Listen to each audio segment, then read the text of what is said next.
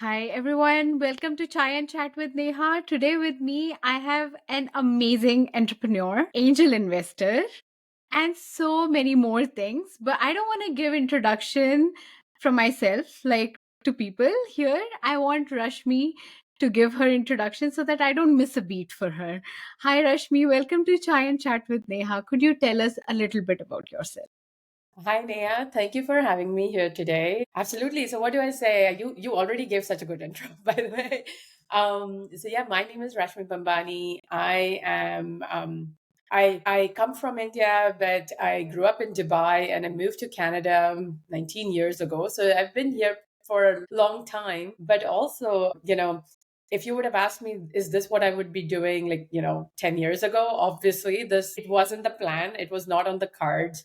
A lot of it, I just learned and figured it out. And, whenever I stumbled upon something, I tried to, find a solution and get to the next stage. So being a mom, being an angel investor, being a startup entrepreneur, being a mentor, all of this is something I'm learning as we go.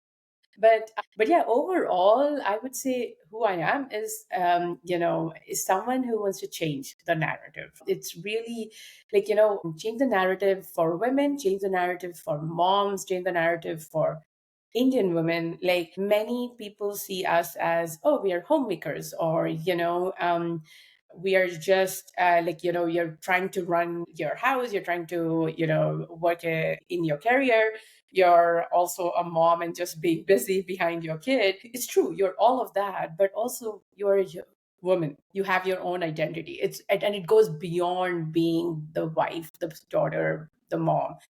Who are you? And that's the narrative I want to change. I want people to believe in themselves, that they are an individual too, and that they because when you're 50, like I always say this, that when you're 50, you won't remember, oh, you were a marketing director at a so and so company, or you were a financial analyst at Amazon. But what you'll remember is the life and the moments that you've changed for people and how you've contributed to the society. So it's really bringing the woman and who I am out in me is my background. But yeah, so today what I'm doing is, Neha, you said it, right? Like, I have co-founded a water-based perfume called Betuma with my sisters. I also come from a tech marketing background, so I consult with a lot of startups who are in those early days when they're still figuring out what the product is, what the product market fit would be. So helping, coaching them, mentoring them, assisting in whatever way I can, and also helping some of the scale up companies to go from their Series A or Series B into the next round, Series C, D as well. So yeah, covering different aspects.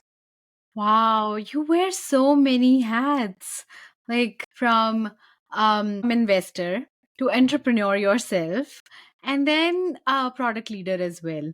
So, how your journey has evolved, like during like all these different side of things?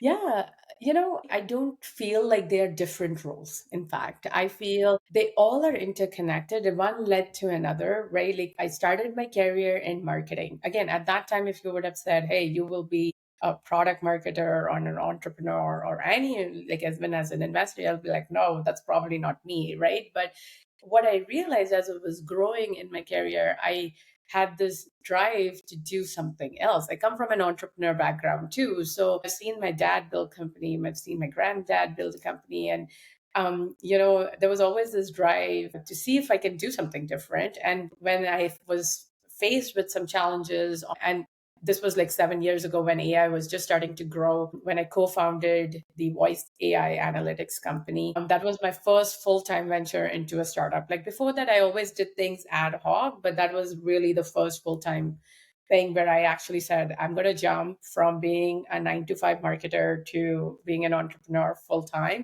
And after that, as I was building the company, you realize you wear many hats. So being a product marketer, being a finance person, it was all part of the gamut. You had to do it. And even then, raising, fundraising was part of it. So understanding what are the questions the investors are asking, why are they asking such questions, and how do they invest. So it was really just, I felt like one thing led to another, and I was learning that journey. And then when we exited that business, I had some more time. And now, again, with so much knowledge, I'm starting to look at, okay, how can I give back? Because even in my journey, I met some amazing people who helped. Because, again, this knowledge is not available on Google. Like, you can't Google how to be an entrepreneur. You'll get some articles, but it's really not the real way of building. So it's giving back, and that's where some of my angel investor part came in, because I think angel investors are very early stage investors, and they're investing more than just, it's not just about the money, it's about supporting the founder. As something Neha and you and I talked about a bit was, it's a very lonely time when you're building a company, right? Like, again, there's no playbook on it. You don't have a crystal ball to know if this will work or not. And while you're building, many a times you're doing it by yourself, or even if you have co-founders, it's still two or three of you, not thousands of you. So building that community around you to be able to ask them questions, to be able to just tap on their shoulders and say, hey, this is what I'm hearing, does this make sense or not, is really what I believe in. And that's where then that journey went into the next phase of my life. So I feel like if I look back, there are different chapters and they all are intertwined. It was one thing after another. I don't think I could have skipped one or done one and not done the other. Nice. So nice to hear. And you said you have already exited one company, right? So even after doing that exit, what gives you that spark to keep backing the other businesses? Yeah, no, that's a good question. I find, and I learned this through my journey, I find the thing that really gets a startup from stage A to stage B is the founder's grit. Like, and you only get that grit if you are heavily involved or heavily committed to the problem that you're solving. I find that's definitely my 2 cents, but that's where I focus more on. Tell me the problem you're solving. How are you solving it? Because sometimes that how will change. You might be solving it in a different way, but it's the problem that's really driving you to say, hey, this is a big problem. We need to solve it.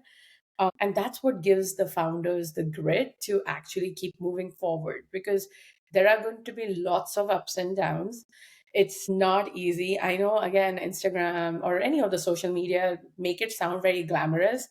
Let me tell you, it's not, but it's fun. Like, it's definitely fun because you're figuring out many things. Sometimes you're just staring at the wall and trying to figure out if this is right or not. But you need to like that and have that grit to solve the problem, and almost a little bit of craziness to solve that problem versus saying, I don't want to do it. So yeah, I focus on founders who have a problem that they're passionate about. The founders themselves are invested in the problem itself. And when I say invested, it's not necessarily money, it's everything, like the time, their energy, right? Like they give to that business, to that problem. And they know so much more about that problem. Like, and these problems are, it could be anything. In my previous startup, it was more B2B customer call center space, which is completely different than the problem that I'm trying to solve right now about having water-based natural perfumes, which is like, I'm going against all the mainstream perfumes that have alcohol in them and has had it for years. And now I'm here, nobody trying to say this is not the right way to do it. So definitely different perspective, but in all of it, it's always get to know what you're trying to fight against or the Sure. problem, and then how you can solve it. Oh, wow, that's amazing. And with Uma is your new brand, right? Like the water-based perfume that you're talking about. So how this idea came along and how did you build it from scratch?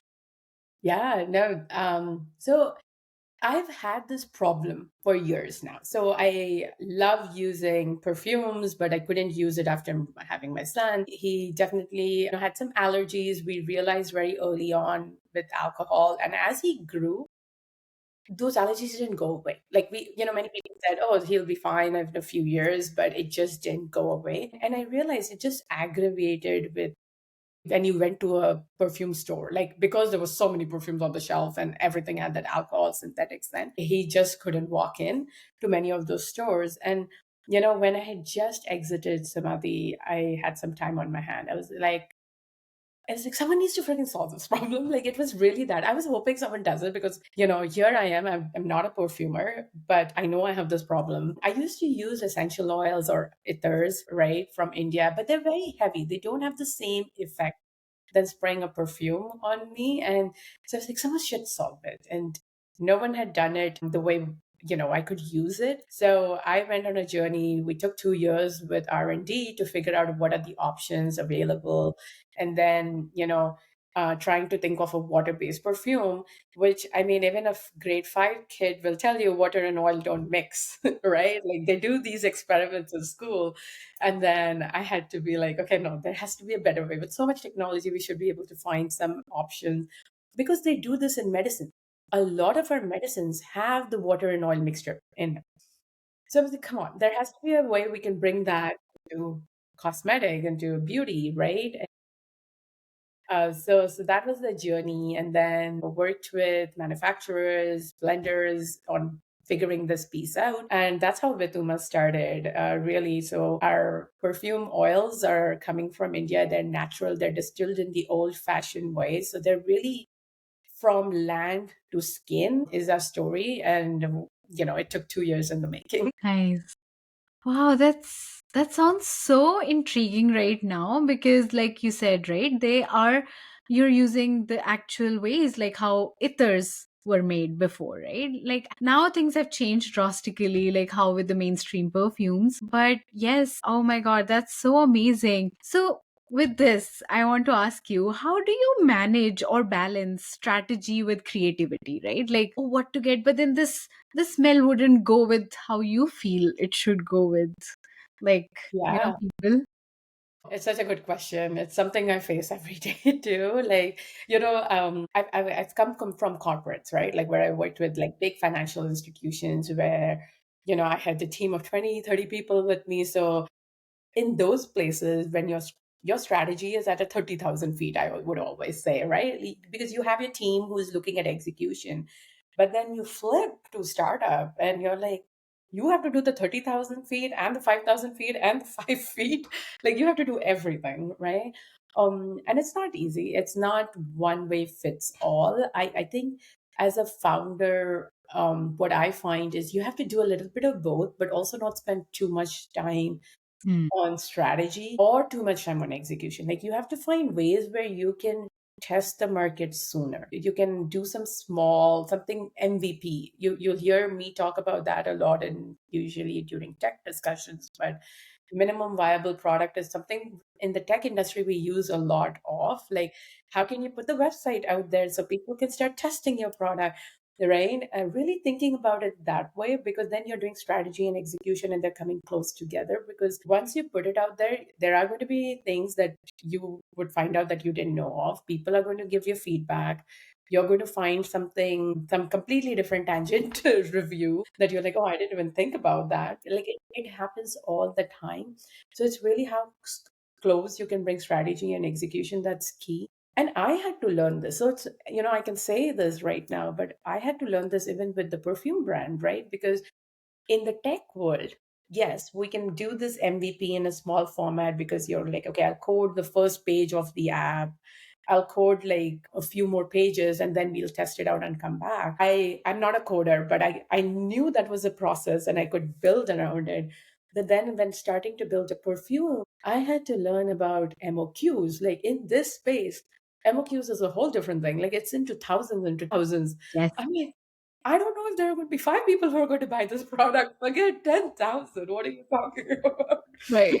Right? So, and again, in the tech space, we don't go and buy the biggest cloud network. Like, you're like, hey, I just want to sustain 10 people on this product right now. And you have options, but all of a sudden, in this product space, physical product space, I felt there were very almost no options in the beginning. So, I had to go talk to each of our vendor differently and try to come up with ways to be creative, to be like, we can't do a big batch. Like Right. we need to do small Yes. because we want to first test. So yeah, so as a founder, I would say that is the biggest thing. If you can bring these two close enough together, because there will be things you will learn. Even if you are the fifth time founder, there will be things you will learn. So how quickly you can launch, iterate, and relaunch or like go to this phase two would be is key. Yeah, and I saw that you're sold out. That's amazing. Yeah, and that was another big thing, right? Like, yes, we are sold out, but it was a small batch. Like, and we took that approach. Like, so, and we've told our community, it's not that we're sold out with 10,000 pieces. Like, no, we're not, any of those. Like, we're not the Road Beauty, we're not the Labubus that, do have so many of those products now. We did start small, but that's exactly why we did it, because we were like, what if no one wants it? I mean, I love this water-based perfume. I use it. My son uses it now, which was great. But what if no one else needs it, right? Like, so it was really with that mindset of starting small, and that's how we got sold out. And we learned. We had some shipping issues. We had some issues along the way. Yes. We are fixing those, so it's never going to be a direct path. So the how quickly you can launch and iterate is key, and that's what I look for in even in other founders. Right, right. Okay. Oh, that's good to know. I'll come back to that one. But are you looking into launching more? Because I saw you had two different flavors, right? Or if I may, the fragrances, sorry. So one was jasmine, and sorry, the other one was Chai or champagne. chai So or very champagne. similar. Yes. Yes. Oh my God. Of course, chai. It has to be there. So now you're thinking of launching new, more kind of fragrances. So yeah, we'll actually relaunch the two that we had because we had such good feedback from it, and I think both of them are speak to our culture. Like definitely, a lot of our customers, are finding that these smells take them back. Whether it's take them back to an old memory of growing up in India or about back home, whatever it is, but really it takes them back because they are Indian scents. And that's the category that we are looking at right now. But along with those two, yes, we will be launching one more as well. And that's another thing. Like we're figuring out which one to launch, but that's where we're starting to build that community who we can reach out to, who we can ask what could be our next one. What are people looking for? And I love it that people are already giving us feedback. Like, we have folks who tried Jasmine and they're like, oh, it would be great if you could launch something that could be a little bit more rose. Or because again, when you think of India, you Yeah. do think of rose. You do think of the other one is the earth, the earthy smell that you have, like the monsoon rain smell. Exactly. We already are getting feedback and we didn't even have to go looking for feedback. People are telling us, guys, you should do this. So which is amazing. Oh, that's so amazing. So, in this journey, right? Because I'm hearing like all good things, like, but one thing, one mistake that, gave you the lesson for life, like, this was, I'm glad that that has happened. So, like, because of this, now I've learned this. So, anything of that sort happened with you? Oh, I think you'll need another podcast for that because if anyone tells you they haven't made mistakes, then they're just not doing it right. I find no, absolutely. Nothing has been very easy. Lots of mistakes along the way. And I think what I find the narrative needs to change around is not mistakes. It's more about what are the learnings, right? Like what have you learned? And that's something I ask the founders I work with too. Tell me what have you learned? Like, and whether it is the market that you were targeting wasn't the right market, or the shipping partners that you were working didn't work, or even in the tech space, like a lot of our learnings were more around how we thought we spent so much time on a feature. I know you come from tech space, so you probably recognize that we had a tech team work on it for 3 months and we launched it and nobody cared about that feature. I was like, God, why? I thought people needed this feature. No, absolutely. Learned so much. And in all of that, I go back to how can we launch an MVP or how we can launch something small to test it out to truly know if this is something people want. And if not, how can we cut our losses is something I say a lot. Cut our losses, go find another pivot, right? Like whether it's pivoting the market, pivoting the messaging, pivoting the product feature. But yeah, the sooner we can launch, the sooner we can give what people are asking or we think people are asking for this. And the shorter, the idea to execution time frame is, you will learn, and it's never going to be. I feel like 80% of the time, it's never what you think. You will learn something else. Oh, I'm sure, yes. Yeah. Because Yeah. that's how, even that's how the life is, right? Like we make one mistake and then we say, oh, okay, so this is how it should be, right? That's amazing. And with this, and we touched a little bit on that, how do you manage stress? Oh, that's a big question. I'm sure my therapist will have a different opinion on this. Then, no, but seriously, stress is part of it. Like, absolutely. But that's with anything in life these days. I don't think we live in a, like, you'll be living in a bubble if you don't have some level of stress, right? Yes. I think A, recognizing that it's going to Mm. be part and parcel, and knowing what helps you get out of it. Like, I know for me, many a times it's, can I just go, go out for a walk or go to the gym, right? Like, I try to make sure I carve out some time that I'm doing something more physical, because a lot of my work is at the desk. So I find I just get stuck with that. But even between meetings, if I have half an hour, I just want to take a peek, like, go out. If the weather is nice, be in the nature. So use something to keep me distracted for sure, helps. And I can feel it if I don't do it for a few days. I'm like, okay, why am I feeling down? And it's like, yeah, you didn't go for a walk or gym or for a run, whatever it is. So it does help me with physical pieces, or just spend more time being present in the moment. So, earlier I was one of those who would have my phone with me every place. We now have rules like no phones, in the dining area, no phones between 6 to 7, whatever it is, like different ways that we feel like we can be in the present and not worry about who's messaging me or what's on fire, and spending time with families. So yeah, so it's a little bit of both, whichever works. Have to find something else that will work. But yes, recognizing that, it will be part of this journey is key. Right.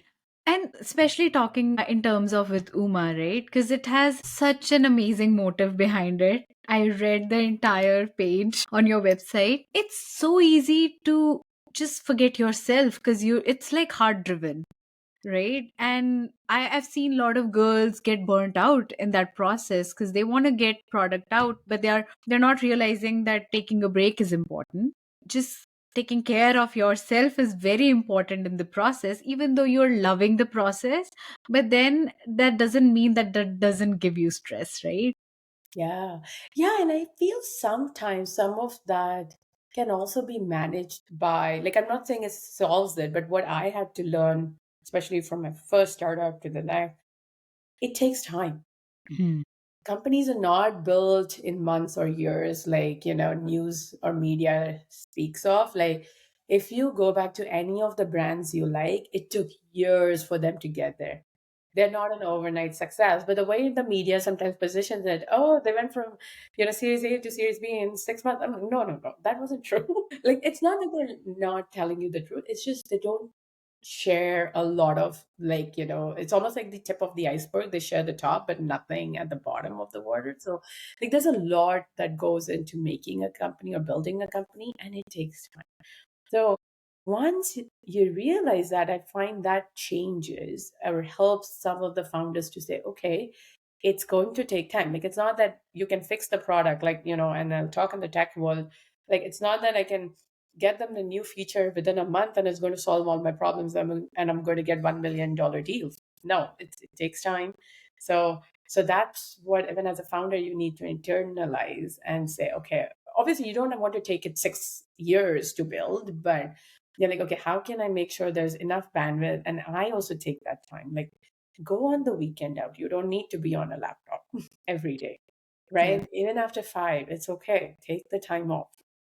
Yes. Things like that, which no one tells you about it. But I felt I had to learn. And trust me, I'm talking, like, this is something I would probably need to even tell myself 10 years ago. I wish someone told me that, because I made these mistakes and realized, like, it's not a race. It's really take your time.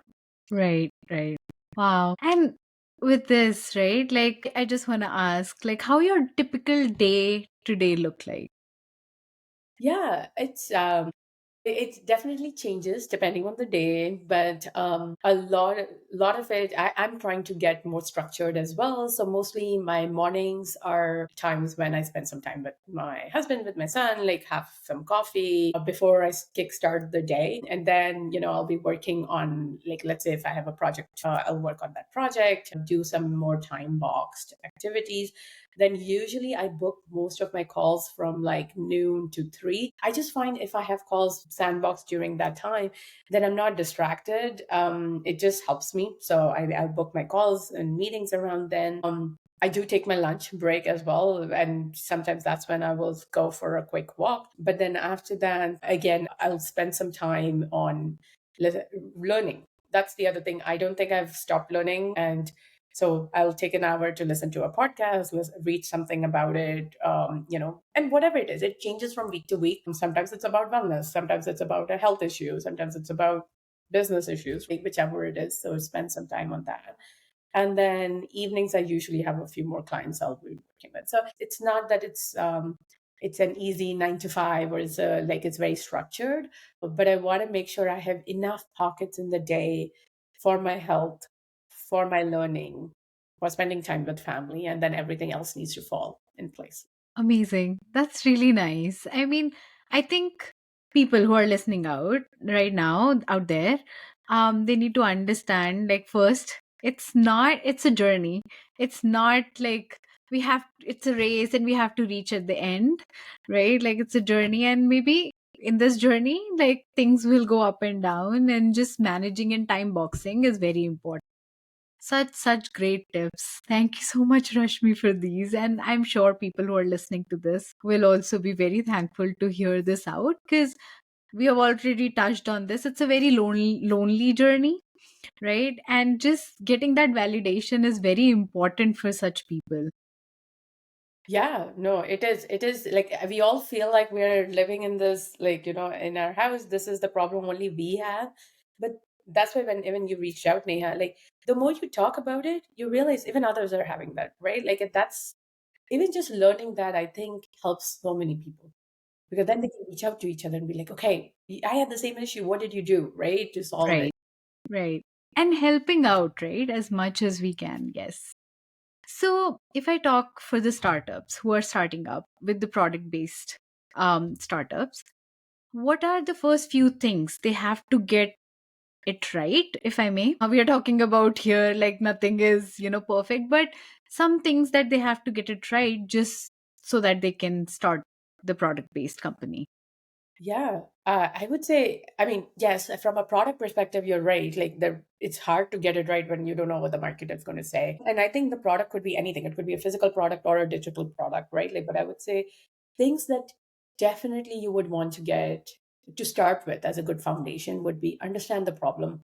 I can't stress enough about that, because I'm like, don't just build because that's the new trend you're seeing. See the problem it's solving, see how you can make a difference. So, definitely focusing on the problem. Second would be having a good support system. Even if you're living alone, like it's not about having a family or versus not having family. Even if you're by yourself, your friend, having that support system, having that community around you, because you will need that support, you'll need that help. Or even an accelerator, like go register for an accelerator. There's so many accelerators, that incubators, accelerators that can help you grow. I think those are great systems that are in place today. So definitely build that pro- that group that can help you, because there will be days where you're like, I just don't want to do this. Shut everything down, close it. So that has helped me, always having that community around, or enough people to be available to talk to me. And third is you being comfortable with taking this risk, right? Again, everyone has different financial issues. There are different financial situations, right? Different personal situations. So I don't think jumping both feet in is a solution for everyone. So just being comfortable with that. Like if you're starting a company startup, like part time, then knowing, hey, this is how much you can dedicate to it. And this is what you can do, and it's okay. If every company is not built the same way. Whereas again, there's a notion people are like, oh, you should jump both feet in. I'm like, no, but if you still have bills to pay, you're going to be stressed. Right. right? If I Right. don't jump at 4 feet, like take your time when you're ready. Because it is a journey. It's not that within the first year you will make millions. Like again, you will make millions, but you can do that when you don't have to worry about everything. Right. Yes. Oh, that's such a nice advice. Thank you for this. It's so important for people to realize these things that we don't usually hear, right? Outside, and it's very important to normalize all this rather than thinking, again, what we were talking about before, like, oh, it is perfect life, nothing can go wrong, and things like that. So, yeah, always be prepared, and having that community, I think, is the biggest piece. What I felt, even with Chai and Chat, when I'm talking to people like yourself who are so amazing and doing amazing work out there, I feel like I am also getting that support, and I'm talking to so much about like different things in life, like not just like one area in life. And I think the crux of all the conversation comes down to like community building and like the support system. So I feel that's very important. Yeah, no, it helps, right? Like again, it can get like very lonely very quickly. Yes, yes, it does. So let's put founder hat, or not founder hat, but then investor hat for you. And what are the things that you look in the companies when you look into investment side of things? Like what draws you with the companies? Yeah, that's a good question. Again, I think it depends on the kind of companies. Like, if you're looking at investment from a stock perspective versus angel investment, which is a completely different thing, I find is it's also the most riskiest, right? Like it's not that you're investing in an asset, it's still an early stage company. I would say I go back to the basics of what I look for and what I feel a founder needs to have as a good foundation, right? Like so why is this problem important to the founder? What has the founder done so far about it? Is this problem a big enough problem for this founder to solve? And like those are the questions I ask myself, because if it's not this problem, maybe the founder will find something else. And that happens many a times. It's not about what you're doing today. In many cases, especially at this early stage, you're investing in the person versus their business. So really just helping understand that. And everything else is secondary. Like, yeah, there should be good financial model. There should be good at a team, right? Good, again, community is also at the top. Like, okay, have they built a community? Do they know what it takes to, be part of this journey? Right. Oh, yeah, absolutely. Oh, nice. And with this, what are the red flags? Right. And again, what could be red flags for me doesn't have to be for everyone, I find, because that's where there are many companies that get invested into. But a lot of red flags like are usually when a founder would say, I know it all, I don't need a community to build it, or not even community, I don't need anyone's support to build it other than financial. Finding a founder, like, it's weird because like I think people are always listening, but I'm like, no, some people just think they know it all, really, right? So finding a coachable founder, having coachable founders is key. The other thing I would say is also someone who it's not and goes hand in hand. It's not only coachable, but understands the limitations. Like, one of the questions I ask, tell me your competitors. If someone tells me I have no competitor, I'm like, you haven't done the research, because everyone has competitor. In fact, from a marketing perspective, I'm like, great. You should have competitors because otherwise you have to educate the market first and then sell to them, right? Like so things like that. Like I look for just to make sure, like, okay, there's competition. So you have done your research, you know what it would take, you have your numbers with you, right? Because I mean, as a founder, you should know the business economics, what will it take, how much investments you need, etc. as well. So yeah, it's a little bit of these key things that I would say those usually would just tell me it's a red flag. If they're not coachable, don't know their numbers, or don't think they have competition. Okay. Oh, nice. Good to know. I was just like I am also women of color, right, in North America right now, right? So wanted to ask questions around that. Like how did it shape you, like in the path that you have taken from being in the tech and now being an entrepreneur? Like how did it shape you?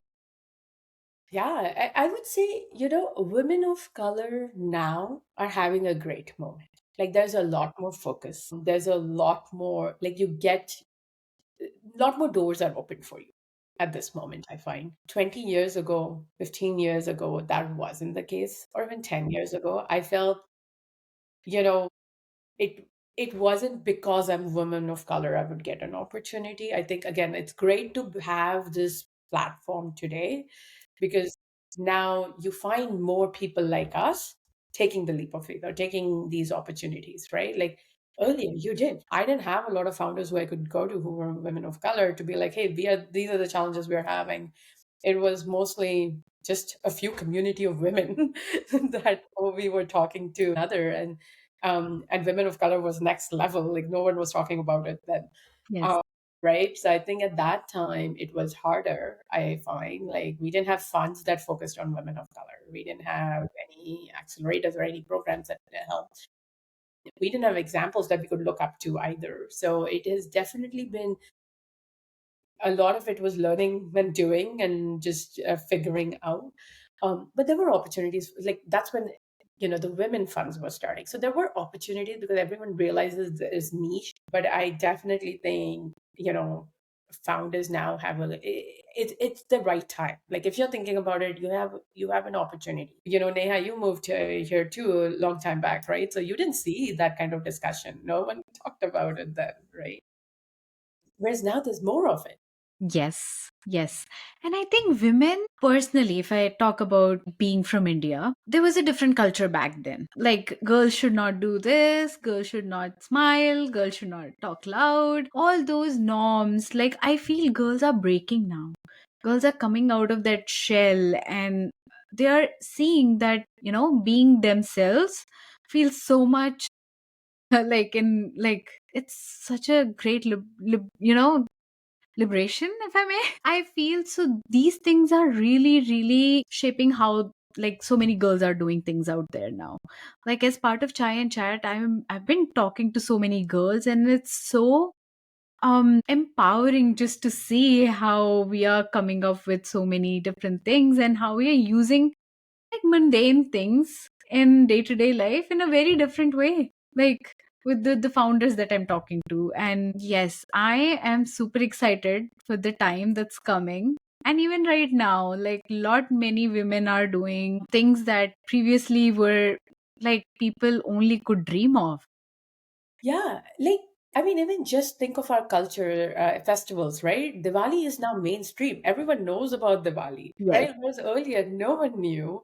I wasn't taking a day off from work to celebrate. If you were working, and in the evenings you'll do the puja already and burn some crackers, and that's it, right? Like we have our mainstream. We are mainstream now, right? Like you see that focus, and I mean, it's a great time to Yes. see us in the limelight, to have that moment, and for other founders to join this for sure. Right. And especially, I think, especially for people who are just starting now and seeing some of the founders going to White House for like annual Diwali party. And I was like, that's so amazing. Right? Like, I don't think so. I would ever thought about in my mind that I would see like Indian girls or like people who are second generation Indians like going to such parties, and we are now getting invited to White House parties. So that's a big leap of step that we have taken, right? Yeah, absolutely. And you're not going there in jeans or dresses. Like you're wearing the saris, you're wearing the lehengas, right? Like absolutely. And it's good because you can embrace the culture. And you don't and again, we will wear denim t-shirt, like we will wear that on a regular basis, but it's nice to dress up and wear the saris every once in a while. I mean, it's I love it. So absolutely, it's a I good love time. saris.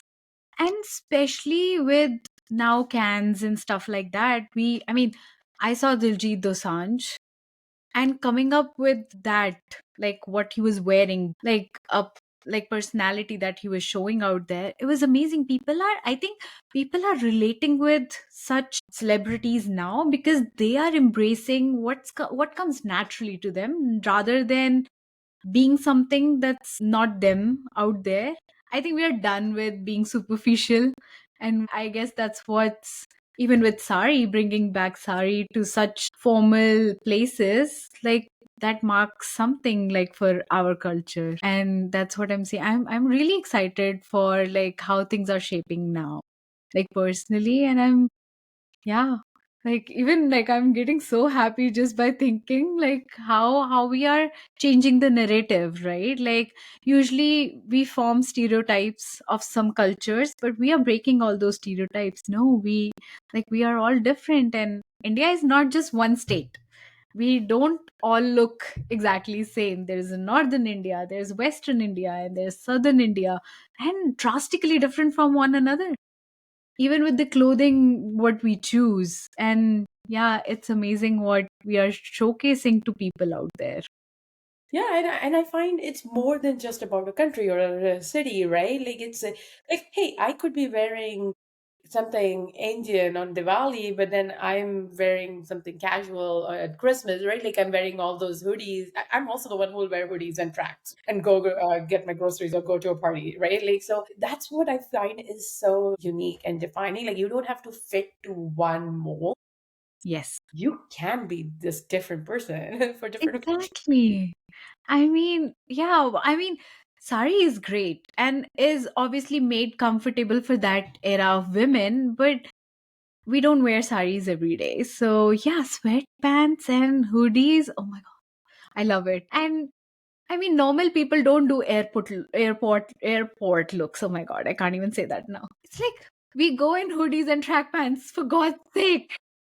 Yes, I mean, it's a funny world out there, and I think the narrative is changing, and things are changing, and people are realizing what is important and what's not, and that's what's important. And yes, coming with the founder that you are with, Uma, right? What are the principles, since we are talking about, we are changing the narrative, what are the principle and values that you're holding tightly to when you're like being an entrepreneur?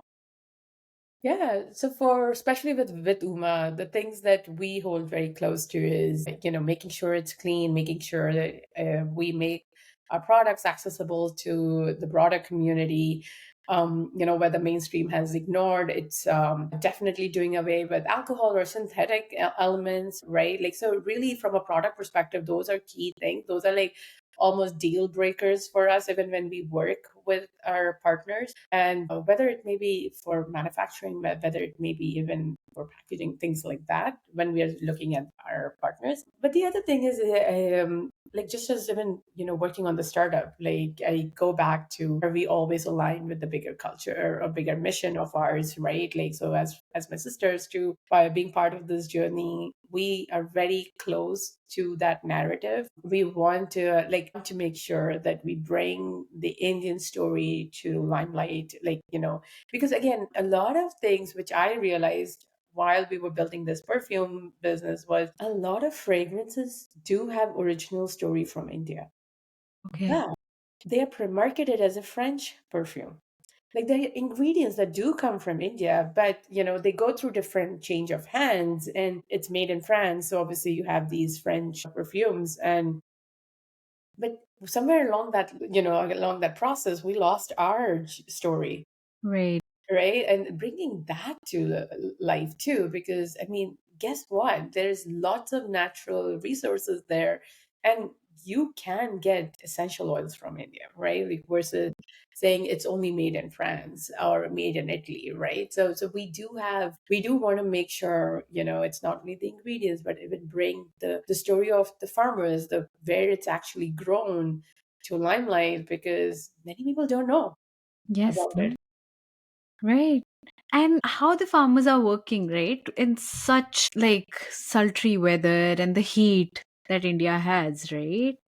So it's very important. Yes. Oh my God. I'm so excited. Like, I cannot wait for your product to come into, production again. And yeah, I would definitely would like to try. Because right now, like, if I talk about myself, I also didn't I stopped putting perfumes on myself when I learned about how they are endocrine disruptors, and these fragrances are not what we should put on our bodies. So now I'm only doing essential oils, but yes, I mean, I'm so looking forward when it comes to production again. And I think this question is coming into my mind, and I've been shutting down my mind right now. But really want to understand. So you right now with Uma, you're working with your sisters, and in the previous startup, you have obviously some other people that you worked with.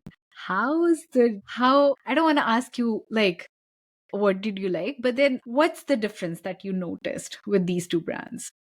Yeah, a lot of differences, like absolutely. And with the other startup, which is Samadhi, my co-founder was my husband. So Okay. I seem to have a trend of working with family. Got it. Okay. It's not easy. Trust me, our Sunday night dinners are not easy, but we make rules. Like we don't try to intertwine things, or if it doesn't get intertwined, we know how to separate. We've learned through the ways. But I think for me, the reason why I feel I keep gravitating towards trust working with my family is I just trust them more. Working with a friend or someone met off like, an accelerator program, I will have to build that trust. Whereas with people I know, the trust comes very naturally. I've known them for years, right? So the trust is always there. It's how we work together. And there are so many ups and downs. Like obviously we all have different personalities. Siblings always are difficult. So it's not going to be easy, but we all have the same mission. We all believed in the same thing, right? Even with the tech company, having the same goal, having the same vision for the company, or even if we didn't have the same one, we had enough trust to be able to argue our way and find a better option for us, right? So yeah, so I think there's a trend, and I lean. I don't know what would be next, but yes, I think with founders, especially, and that's another thing when I look at founding teams. How do you know each other? How do you trust? Because again, there'll be ups and downs. So who makes the decision? How are the decisions made? Are key. Whereas with the family thing, I have the trust, but then obviously with that it comes with a lot of like, making sure you have things in place to make sure you still have a life outside of that with them as well. Sure, yes. And I think you touched on the trust piece, and suddenly this thing came to my mind because when we built, like with Uma, right? Like how you said you started doing like a feedback sessions with people. But how do you think the new companies or the people who are starting new, how do they build trust with their product? What are the key things? Yeah, that is, I mean, building trust is a process. I find again, it doesn't happen overnight. You don't trust people overnight either. So building trust takes time, but give yourself that time, right? Like whether it's through marketing message, whether it's through product, like, and some of this trust is by sharing how others have trusted you, right? Like so in a tech Hmm. company, many a times I just find like when I'm talking to founders, they have two people using their product, they love them, and they don't even talk about it in their marketing messages. And I'm like, how can you not talk about it? You got to tell them that this person at the next company uses our product and this is why they love. It's interesting how some of these small marketing messages helps build that trust too. Because overall, like again, it's not easy. Like you don't have 10 years to build that trust, right? Like you're not born in the same family and things like that, but it's through sharing your journey, sharing your story, sharing your success, and sharing your failure. Sometimes is really you get to build that. Sure. Wow. I I feel like this is such in India we used to say potli of information. This episode has been like such and such a learning episode for me personally, like with Chai and Chat. But I feel people who are looking into opening the business or are like in the early stage of business right now, it's such an amazing information for them in this episode. And let's see like if people like like if they find it useful and if they use this information to see how they can do well in their businesses. Yeah, no, good luck with your journey. Again, I know you're bringing such amazing people on the podcast. I have heard about them. Like, even just like it's so nice that you tap into different topics, right? Like, it's not just about entrepreneurship, it's about wellness, about health. So, I mean, no, good luck with your journey. And I'm sure, like, it's not only mine, but the questions you have asked, I hope people find some insights through this podcast. Yeah. Thank Yes. you. Thank you so much, Rashmi, for coming here and sharing such amazing information with all of us. It was such a pleasure to have you here. Thanks, Neha. It was amazing being here. Thank you. Oh my God, that